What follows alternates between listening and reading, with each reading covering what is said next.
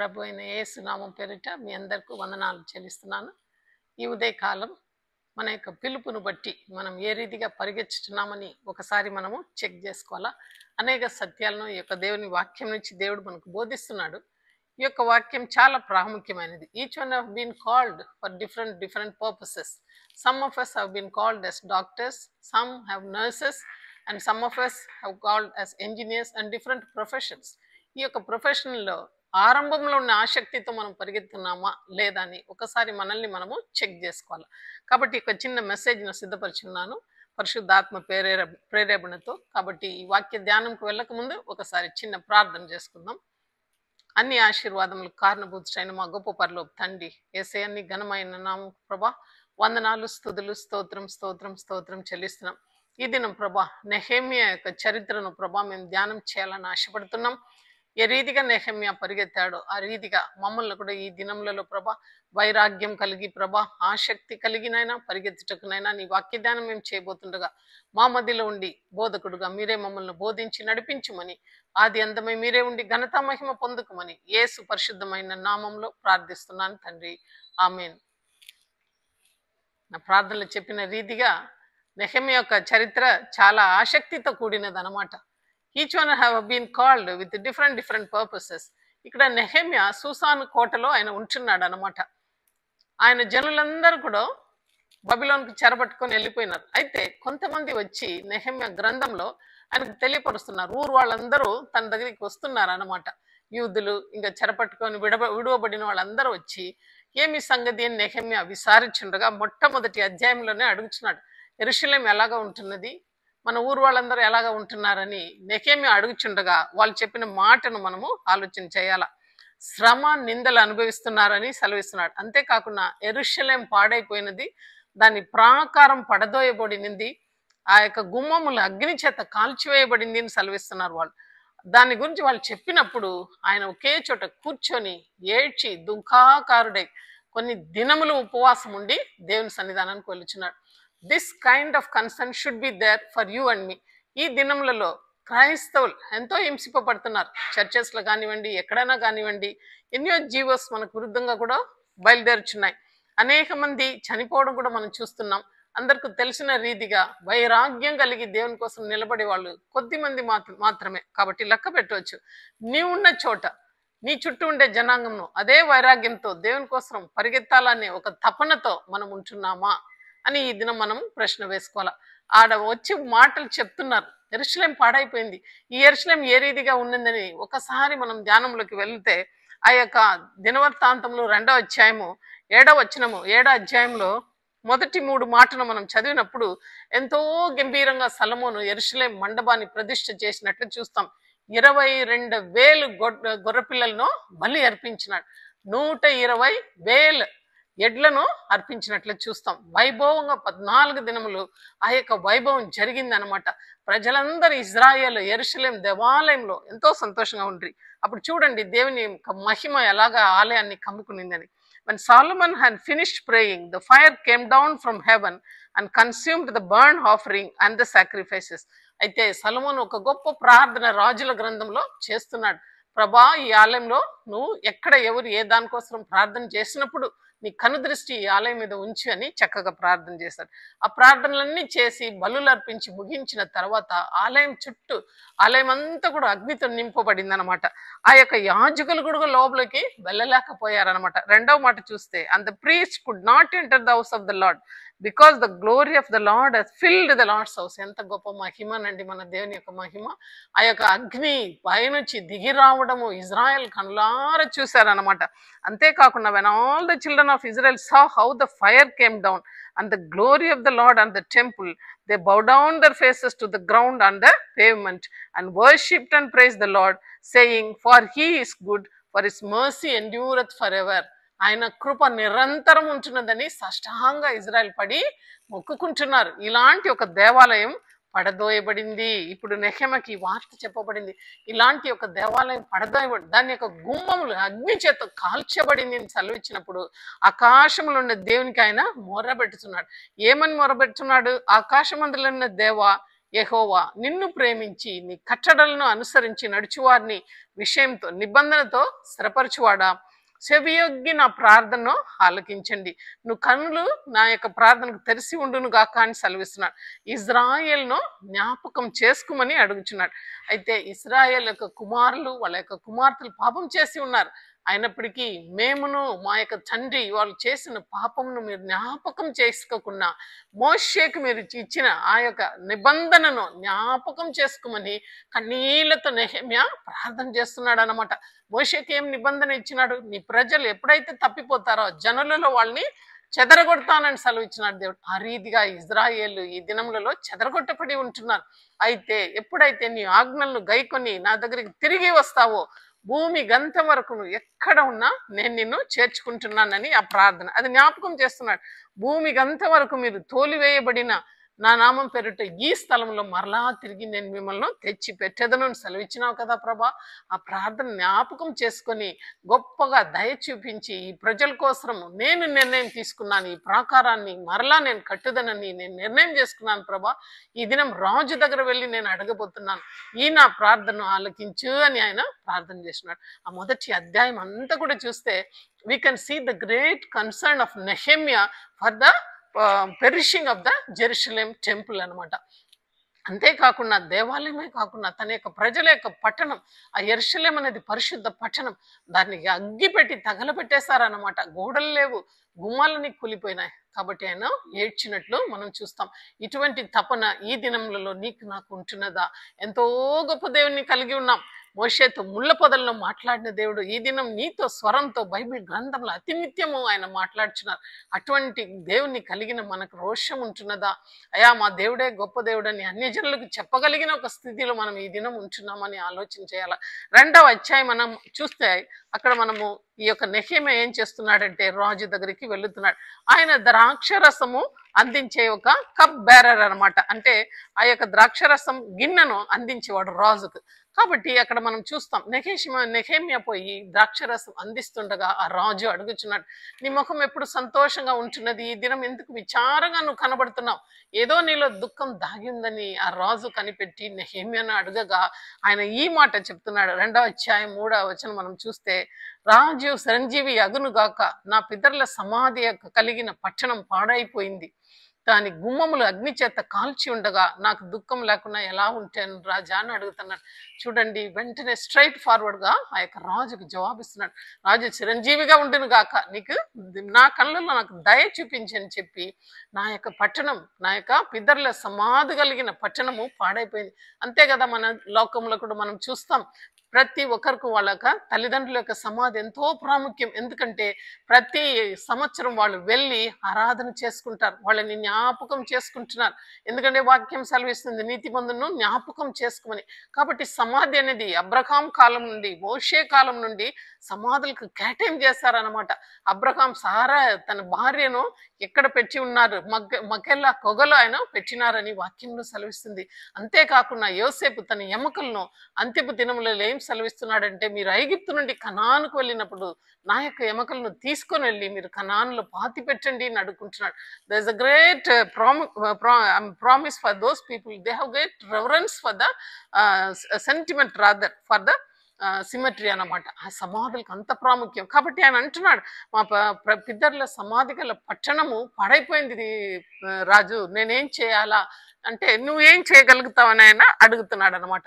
కాబట్టి 5వ వచనంలో మరలా ఏమంటున్నాడంటే, ఆయన ఏమంటున్నాడంటే, దేవునికి మనవి చేసి నేను నీ దగ్గరికి వచ్చి ఉన్నాను, నీ సమూహమందును నాకు దయ పొందిన ఎడల నేను పితరుల సమాధులు ఉండు పట్టణమును తిరిగి కట్టదనని తను సెలవిస్తున్నాడు. అంతేకాకుండా కొన్ని వస్తువులు కావాలా అంటున్నాడు అనమాట.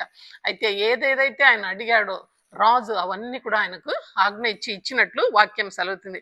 అంటే అడుగుచున్నాడు, నువ్వు ఎప్పుడు పోవాలా, ఎన్ని దినములు వెళ్ళాలంటే, నీ కనుల్లో నాకు దయ దొరికిన ఎడలా నేను వెళ్ళి ఆ పని పూర్తి చేసుకొని వస్తున్నాను.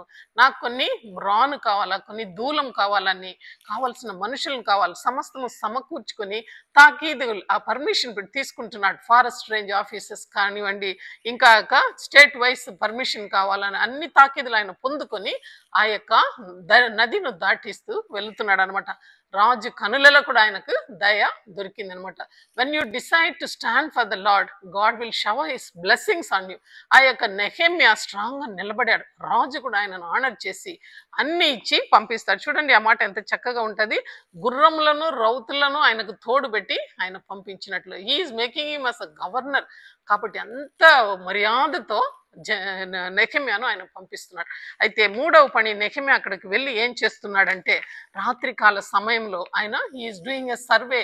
మన job has been assign to you. మన చేతిలో ఒక పని ఇచ్చినప్పుడు మనం నిర్ణయం కలిగి ఉండాలా. మన చేతిలో డబ్బులు లేనప్పుడు ఎవడైనాను, యేసే చెప్పాడు, ఎవడైనాను ఒక బిల్డింగ్ కట్టుటకు తన చేతిలో డబ్బు లేనప్పుడు మొదలు పెట్టగలుగుతాడా? లేదు. కాబట్టి మొదటిది అంతవరకు అన్ని మనం తేరి చూసి we need to have a plan. Whenever you want to do God's work, మనకు అన్ని కూడా చక్కగా మనము డిసైడ్ చేసుకోవాలా. ఎక్కడ నేను ఈ వాక్యాన్ని వెదజల్లాలా, ఎంతమందికి తెలియపరచాలా, ఏ రీతిగా వాళ్ళని దేవుని దగ్గర నడిపించాలా, అన్ని ప్లానింగ్ మనకు ఉండాలా. నెహెమ్యా కూడా ఆ రీతిగానే వెళ్ళుచున్నాడు. రాత్రి కాలంలో ఆయన ఏం చేస్తున్నాడంటే చూడండి, ఆయన సన్నగా వెళ్ళి ఎవ్వరికి కూడా తెలియకున్నట్లు ఆయన వెళ్ళినట్లు వాక్యం సెలవిస్తుంది. ఆ రాజు ఆయనను పంపించిన తర్వాత ఆయన వెళ్ళుచున్నాడు. వెళ్ళి మనము 4వ అక్కడ 2వ అధ్యాయంలో చూస్తే, రాత్రి అందు నేను కొంతమందిని మాత్రం తీసుకొని యెరూషలేము గురించి నాకు దేవుడు పుట్టించిన ఆలోచనను మరి ఎవరికి నేను తెలియపరచలేదు, మరియు నేను ఎక్కి ఉన్న పశువు తప్ప మరి ఏమీ కూడా నా దగ్గర లేదు అంటున్నాడు. చూడండి, అంటే there are certain things when you want to do the Lord service, whatever the God has spoken to you, you must retain in your heart.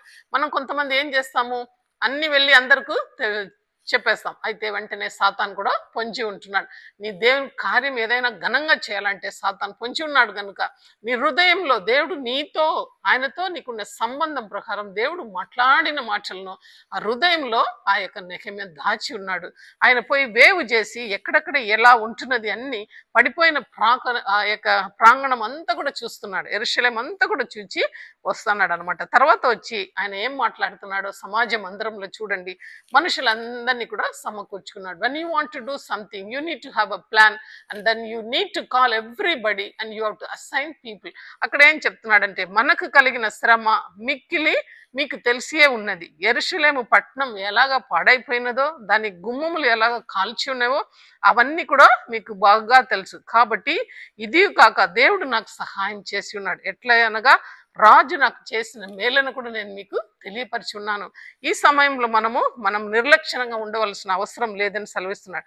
అయితే ప్రజల యొక్క స్పందన ఎలాగ ఉంటున్నది చూడండి. వెంటనే ప్రజలు ఏమంటున్నారు, మనము కట్టుటకు పూనుకుందాం రండి అని చెప్పి మంచి కార్యం చేయుటకు బలం పొందుకుందాం అన్నారు. చూడండి, ప్రజలందరూ కూడా the way you address people, the way you call people for the ministry, మనం పిలువాలా. ఈ మినిస్ట్రీని మేము స్టార్ట్ చేస్తున్నాం, మీరు రండి, మీ పాటలో మీ యొక్క వాక్యమో ఏదైనా కానీ మీరు చేయాలంటే రండి అని వాళ్ళకు ఒక అవకాశం ఇస్తాం. ఇక్కడ కూడా ప్రజలందరూ కూడా ఏం చేస్తున్నారంటే, చేయుటకు మాకు సిద్ధమే అని నెహెమ్యాతో పలుకుతున్నాడు. పూనుకుందాం రండి అని వాళ్ళు సెలవిచ్చినప్పుడు అక్కడ ఇద్దరు ఉంటున్నారు. ఎప్పుడే కానీ వాక్య పరిచర్య బలంగా వెళ్తున్నదంటే సాతాన్ అక్కడే ఉంటుంది. సన్బల్లటు టోపియా వాళ్ళిద్దరు అక్కడ ఉంటున్నారు. వాళ్ళిద్దరు కూడా వీళ్ళని ఏళనం చేస్తున్నారు అనమాట. తుణీకరించి ఏళనం చేసి రాజుకు విరుద్ధంగా మీరు ఈ కార్యం చేయగలుగుతారా అని అడుగుతున్నాడు అనమాట. అప్పుడు ఒక చక్కని మాట నెహెమ్యా పలుకుతున్నాడు. 2వ అధ్యాయము 20వ వచనం అక్కడ చూస్తాం. ఆకాశమందు నివాసి అయిన మా దేవుడు తానే మా యజ్ఞమును సఫలం చేయును గనుక ఆయన దాసులమైన మేము కట్టుటకు పూనుకొన్నాము అని చెప్పాను. ఎంత గొప్ప మాట చూడండి. ఈ మాట ఎప్పుడు కూడా చాలా లీడర్స్ అందరు కూడా ఈ మాట పలుకుతారనమాట. ఆకాశమందు నివాసి అయిన ఆ దేవుడు తానే మా యజ్ఞమును సఫలం చేయను, మేము కట్టుటకు పూనుకుందాం. There are so many times God is calling people. పడిపోయిన ప్రాకారాన్ని కట్టుటకు దేవుడు మనల్ని పిలుస్తున్నాడు. అంటే ఈ దినాల్లో ఒకసారి ఆలోచన చేస్తే కట్టుటకు, ఈ యొక్క పడిపోయిన జీవితాల్ని కట్టుటకు దేవుడు నిన్ను నన్ను పిలుస్తున్నాడు. అయితే మన యొక్క రెస్పాన్స్ ఏ రీతిగా ఉంటున్నది. ఇంకా ముందుకు 4వ అధ్యాయం 3వ అధ్యాయం అంతా కూడా చూస్తే నెహెమ్యా గోడంతా కూడా హీఎస్ అసైన్డ్ పీపుల్ అనమాట. కొద్దిమంది ఈ యొక్క గొర్రపు ద్వారం, కొంతమంది దావీదుపురము, కొంతమంది Kuppamedu, like that so many places అక్కడ ఉంటున్నది. ఆ ప్రాకారం అంతా కూడా అసైన్ చేసి వాళ్ళందరూ చక్కగా కట్టుచున్నారు. అయితే 4వ అధ్యాయంలో మనం చూస్తే యాజ్ యూజువల్ అక్కడ సాతాను పొందుకొని వాళ్ళు గలాటాలు చేయడం మొదలు చేస్తున్నారు. చూడండి ఎట్లాంటి ఏళనలు వాళ్ళు చేస్తున్నారంటే 4వ అధ్యాయము మొదటి 3 వచనాలు. మేము గోడ కట్టుటన్న సంగతి విని సన్బల్లటు మరి ఆ యొక్క టోపల వాళ్ళిద్దరు కూడా ఏం చేసినారంటే షోమ్రోను దండు వారితో తిరిగి వచ్చి స్నేహితులతో ఇట్లా అనను ఎలాగా బలపరిచి దేవుడు మిమ్మల్ని కట్టనిస్తాడా, ఒకే రోజు దీన్ని మీరు ముగిస్తారా, కాల్చబడిన ఈ యొక్క కుప్పలను రాళ్లను మీరు ఏరి మరలా బలమైనదిగా చేయగలుగుతారా అని వాళ్ళని ఏళనం చేసిరి. అంతేకాకుండా ఈ టోపియా ఏమంటున్నాడంటే వారు కట్టిన గోడ మీద ఒక నక్క ఎక్కి నడిచిన అది కూలిపోతాదని వాళ్ళు ఎగతాళి చేస్తున్నారు. అయితే ఏమాత్రము వెనక వేయలేదనమాట నెహెమ్యా. ఆయన ఏమంటున్నాడంటే వెంటనే దేవునికే వాళ్ళ మాటలను అప్పగిస్తున్నాడు. వారి నింద వారికే తగులును గాక అని నెహెమ్యా మౌనం వగిస్తున్నాడు. వాళ్ళందరూ కట్టుచుండగా 8-9 వచనములు మనం చూస్తాం 4వ అధ్యాయంలో. యెరూషలేము మీదకి యుద్ధంకు వాళ్ళు వచ్చి పని ఆటంకపరిచింది. చూడండి, వాళ్ళు పని ఆటంకపరుస్తారనమాట.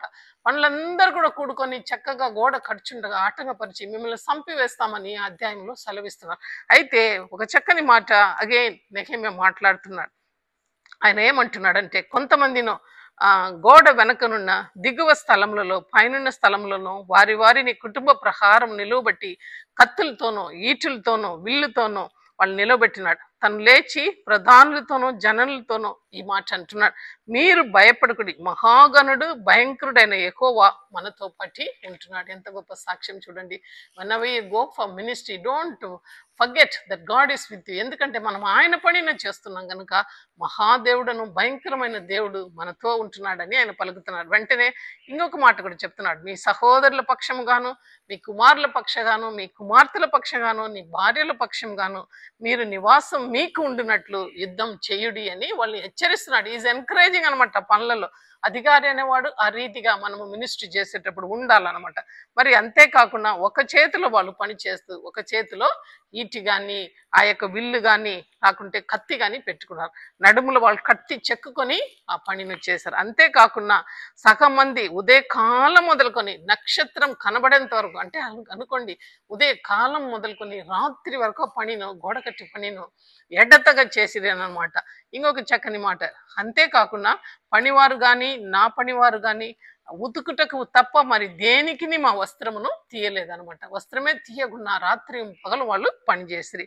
అంతేకాకుండా వాళ్ళకి కావాల్సిన భోజన వసతులను కూడా ఆ యొక్క నెహెమ్యా అందజేశారు. కడపటికి 6వ అధ్యాయంలో ఒక మాట, ఆ యొక్క అలంగం 52 దినములలో ఆ యొక్క ప్రాకారమును వాటి కట్టి ముగించగలిగినారనమాట. ఈ యొక్క వాక్యం మనకు ప్రాముఖ్యమైనది. ఎలాగ ఆయన అందరినీ ఎదుర్కొన్నాడు, ఎలాగ ఎంకరేజ్ చేసినాడు, ఎలాగ దేవుని దగ్గర మొరపెట్టినాడు. మొరపెట్టిందే కాకుండా ఆటంకాలన్నీ వచ్చినప్పుడు దేవునికే మొరపెట్టి ముందే సాగినాడు. కానీ ఆయన వెనక తిరిగి రాలేదు.